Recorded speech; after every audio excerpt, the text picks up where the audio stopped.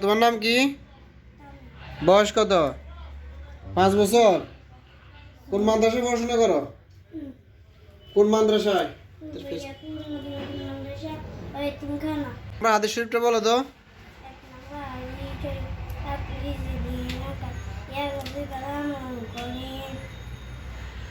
আচ্ছা, আজকে তো আমরা তোমাকে কসমেটিক পদ্ধতি মুসলমানি করাবে, তুমি খুশি?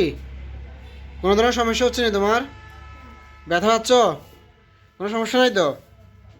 ঠিক আছে, ভালো থেকো। সাথে বলো, লা ইলাহা ইল্লাল্লাহ মুহাম্মাদুর রাসূলুল্লাহ সাল্লাল্লাহু আলাইহি ওয়াসাল্লাম।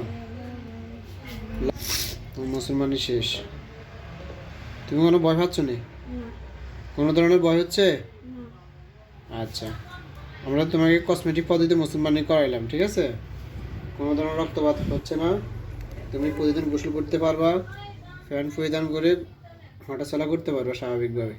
সব ধরনের খাবার খাবা, ঠিক আছে? প্রতিদিন গোসল করবা।